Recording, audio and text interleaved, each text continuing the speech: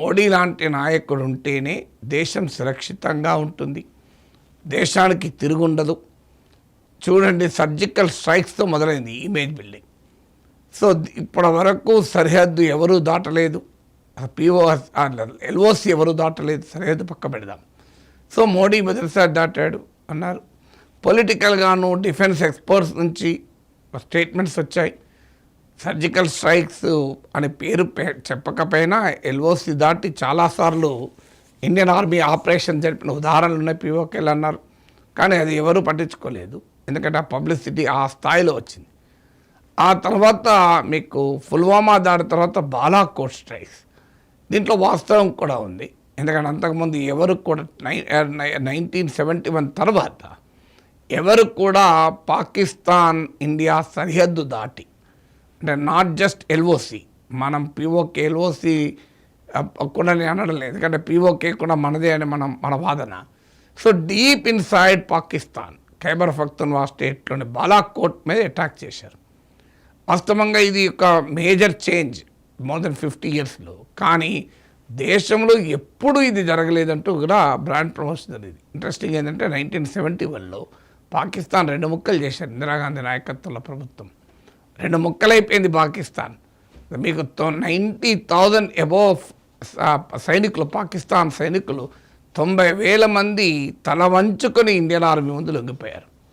ఆఖరికి ఆ photo army chief కూర్చున్న సీట్ వెనకాల ఉంటే ఇటీవలనే అది కాంగ్రెస్ టైంలో సాధించిన విజయం అని భావించి దాన్ని తీసేశారు.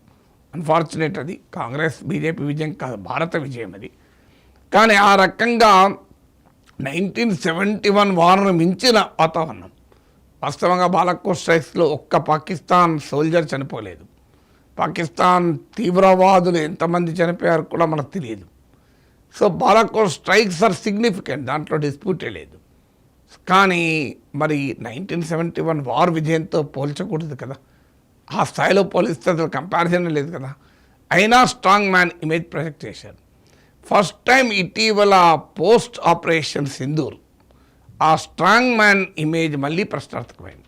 ఎస్, ఆపరేషన్ సింధూర్లో కూడా మళ్ళీ బలమైన స్ట్రాంగ్ మ్యాన్ ఇమేజ్ వచ్చింది.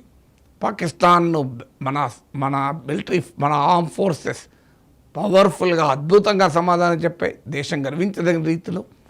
దాంట్లో ఏం డిస్ప్యూట్ లేదు. దాంతో మళ్ళీ strong man image operation Sindoor చూడండి.